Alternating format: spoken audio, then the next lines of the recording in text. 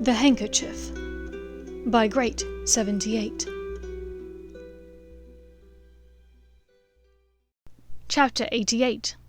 Flight of the Order of the Phoenix. He woke up some hours later to learn that in his absence from the meeting's end, the topic of Potter's movement from his relative's home to an Order safe house had resumed. He had been assigned to a team, this time with Selwyn, Travers, and Knott. They were to fly together in formation on broomsticks to monitor the sky around Surrey, on the night Snape had said. They and the other teams would need to spread out to cover the entire area where it was generally thought that Potter's relatives lived. Remembering his mother and Andromeda's conversation about needing the Tonks residence address written down for the Order because of a mission, Draco had a bad feeling in his stomach. Andromeda and Ted hadn't even really been a part of the Order. If the Tonks house was involved in moving Potter, it sounded like a complex plan. Certainly, Hermione would be involved. She was of age, and could decide for herself whether or not to become involved in the Order. Unlike him, she had a choice, and, unlike him, she would make the right one by joining. After the raucous and revolting twist that the day had taken earlier, once all the Death Eaters had left, and the house was left to the usual inhabitants, the entire manor had grown very silent. Narcissa had gone to her suite immediately after the meeting, and had not emerged again, even hours later, for dinner. Lucius had left with a team on another mission. Pettigrew had scurried off to his suite, and Bellatrix, Voldemort, and the snake were holed up in Lucius's office, planning or doing evil and disgusting shit, Draco had no doubt. As the only person at the dinner table, Draco enjoyed the most pleasant meal he'd had since having curry with Hermione. That night, after warding and muffling his room, he removed the handkerchief from his pocket. "Vinca Major," he said quietly. He would not tell her about what happened at the meeting. It was too awful, and her knowing would do her no good. But she needed to know about the discussion that took place. "We discussed moving Potter. There was an argument about when, but they think it's going to be tomorrow." "Oh my God, it is! Moody was hoping that he would take the false bait and think it was happening on the 30th. I don't know the details, but we're meeting at the Burrow at 7 that night to go over the plan." "Are you going to be there when it happens?" "Yes, I'm going to go help move him. Moody didn't give details, but Ron, Bill, Fleur, and Arthur also plan to go. Bill says the twins are going too." "Please, send any information about where you will be. I don't know how many of our side will be there, but it'll be several. Is it too late to change it?" "Likely too late. Moody says it'll involve several people, locations. It's too late to scrap it all and start again." "Please, be safe, Mai. I love you."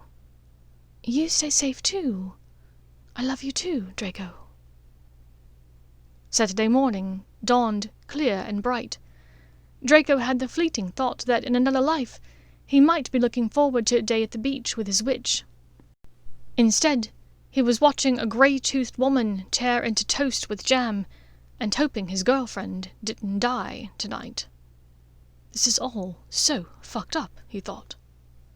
At 8 that evening, he apparated just outside the gates at Blaze's house. As Selwyn was the team lead, his house was the rally point for them. Selwyn poured a drink for everyone, and though he really could have used something to steady his nerves, Draco only pretended to drink it, instead using his left hand to cover the glass while he vanished it with his right. He knew from personal experience that sometimes team leaders had their own agendas, and he needed his wits about him. "The plan is to operate to a grassy field near Surrey. I went ahead last night to take a look. It's called Meadowbank Football Ground, although I've never seen a rectangular meadow before." "It's a football pitch," Draco interjected. "It's a game they play kind of like Quidditch." "How do you know, Pecker?" Knott demanded. He had never truly gotten back to his normal, reserved self after they'd killed the boy, Willingham. He seemed more drunk and sullen than usual as of late, Draco thought. Because I'm not a fucking idiot, Draco threw back. Who the fuck has ever heard of a rectangular meadow? Clearly it was built that way, and it's right there in the name. Selwyn looked annoyed. Well, as I was saying, we will apparate there and meet. There are 7 teams of 4. The Dark Lord will be moving around between the teams. If anyone spots Potter, they are to fall back and notify him immediately by pressing on the dark mark. Potter is not to be killed, but if you stun him or kill whoever he's with, that's fair game, understood? Got it. I gotta take a leak. Knott shuffled off, swerving a bit as he walked away, knocking into a corner of the wall before rounding it. I need to do the same. All right if I use Blaze's suite. Use whatever one's available. Hopefully that little shit never darkens the door of my house ever again. Draco hurried down the hall to Blaze's quarters. He stepped inside the door and spoke the password to his handkerchief as he withdrew it from his robe pocket. 7 teams of 4 plus V. Planning to meet and patrol over Surrey. Orders are not to kill Potter, but his companion is fair game. He sent the message, then settled down to wait.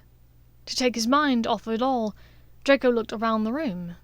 Blaze had left his Game Boy from years before, and Draco touched the buttons nostalgically. He remembered how it felt, trying to beat the game years before. He would do anything to be able to go back to that time, when his biggest concern had been playing a game and helping Hermione figure out who Nicholas Flamel was. He moved to the sofa under the window. On the table in front of him were several magazines spread out. The top one featured a lustful-looking brunette that reminded him of Hermione. The title of the magazine was apparently Maxim, and one of the headlines said, "Yes, yes, oh yes, be her best lover ever." Draco shrank the magazine and put it in his pocket for later, then fished in his pocket for the coin, whose serial number was marked with a B. "I'm in your bedroom, and I'm going to nick one of your magazines. Is that all right?"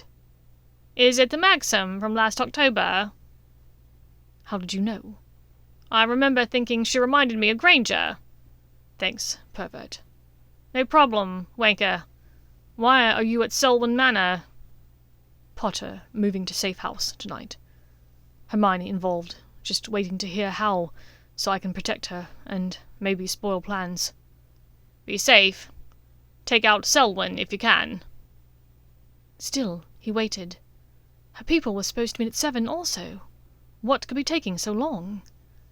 His team was probably starting to wonder where he was. Finally, mercifully, the handkerchief cooled, then a moment later warmed. "I'll be with Shacklebolt." That was it. That was the entire message.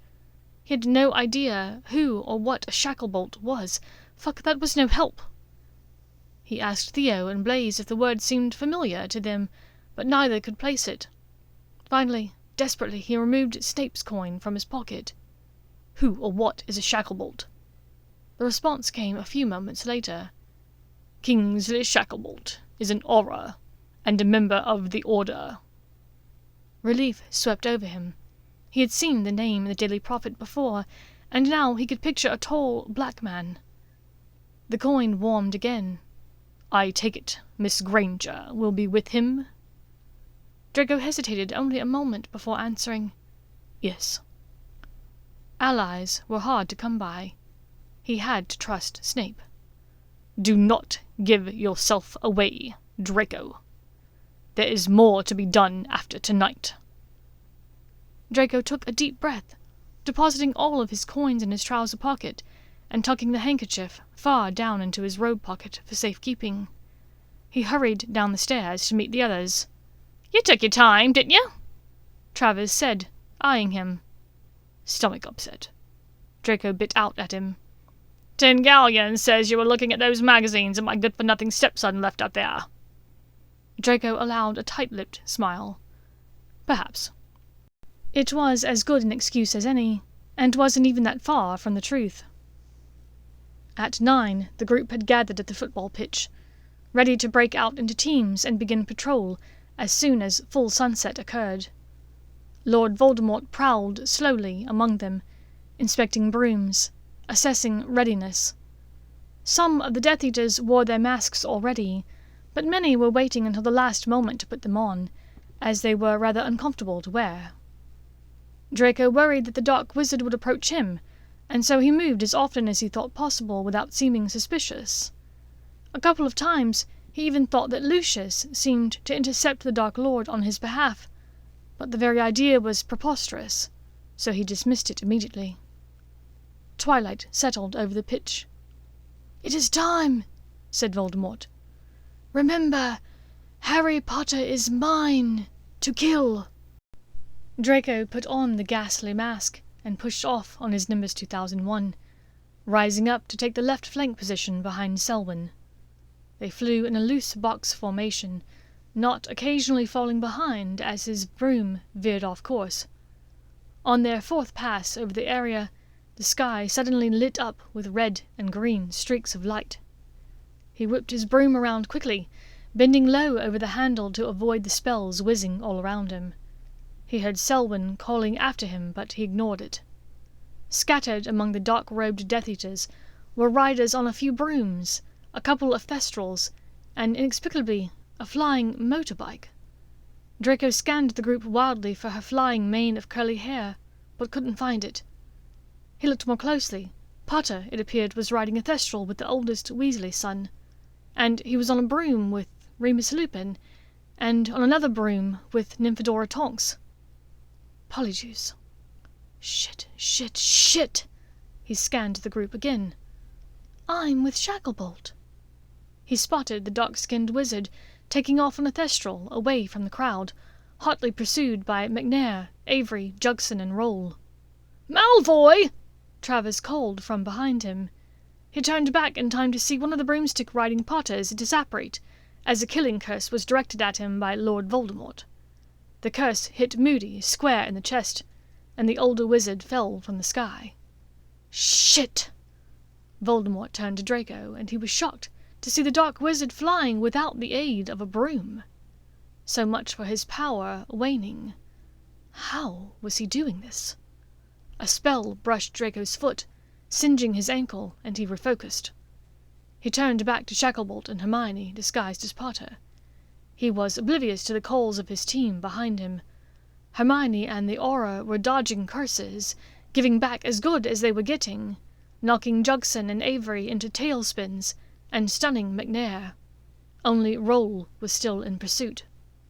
Just then, to Draco's horror, he was passed by Lord Voldemort, and his flying form, bearing down on Shacklebolt and the disguised Hermione, gaining on them. Voldemort raised his father's elm wand, and Draco panicked, urging his broom to go faster, keep pace with the terrible monster that was threatening his witch. As he closed in, he saw the green jet of light shoot from the horrible wand, the same wand that had inflicted so much pain on him for so many years. He raised his hawthorn wand and shouted, "Impedimentia!" It was the first spell that came to mind, because he wanted all of this to stop, to slow down long enough for him to change it. And, miraculously, it did. The impediment jinx sailed straight at the thestral, slowing it up to the point where it and its riders were nearly stopped in mid-air. The killing curse passed just in front of them, right where they would have been had the impediment not slowed them down. And then several things happened, all at once. Lord Voldemort rounded on him, red eyes spitting fire. He lifted Lucius's wand in anger towards Draco, but at that moment a well-aimed Bombardier curse from Hermione as Potter exploded in the air between Draco and the Dark Lord. Then Goyle Sr. appeared at Voldemort's side, declaring that the real Potter was behind them on the motorbike.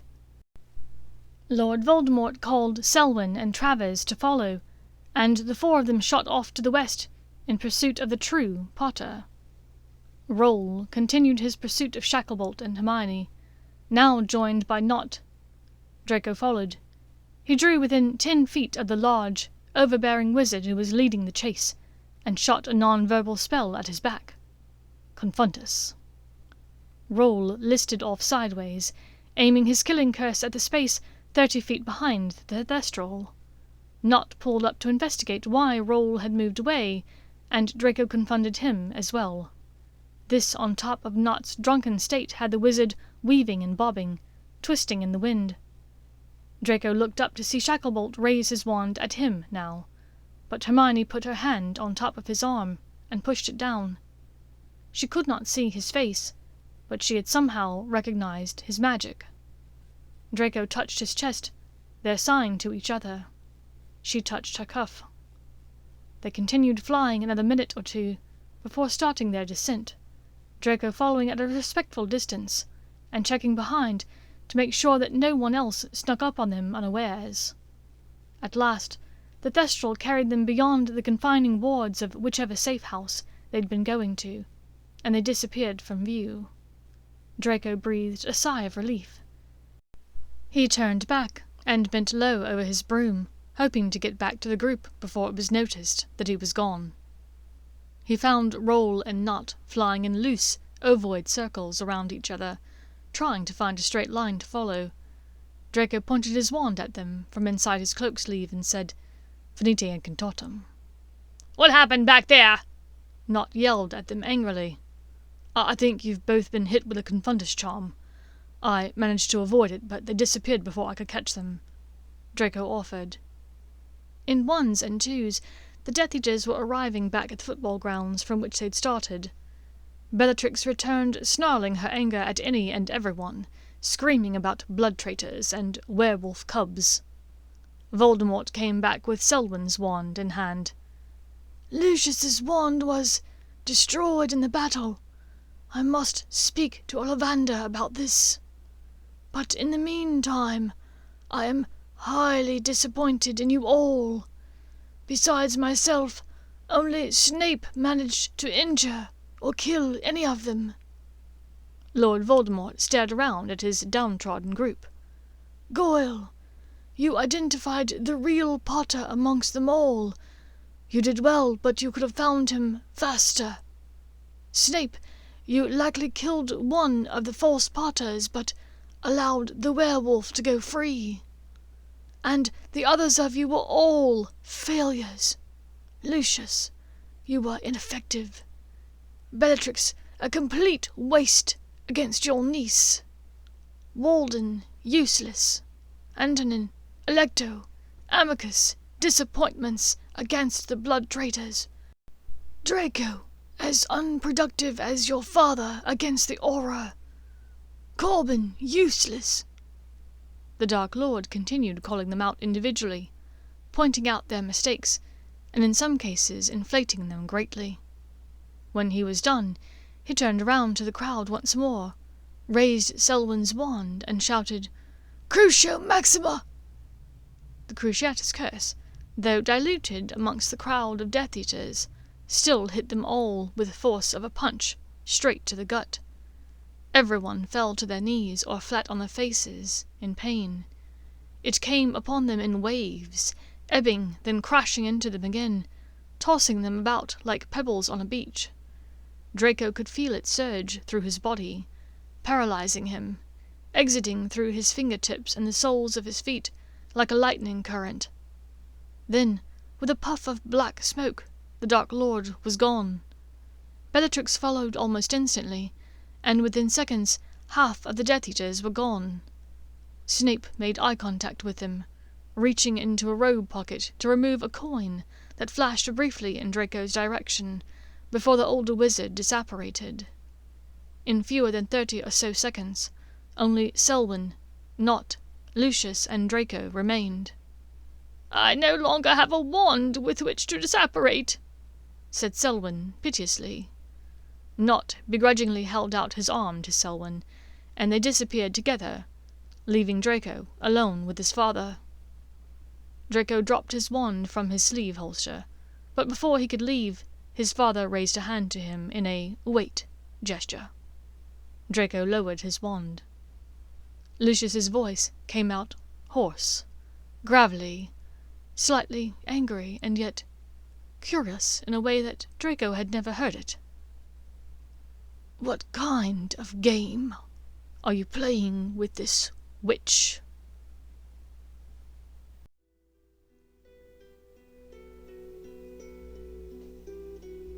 Thank you for listening to this chapter of The Handkerchief by Great 78.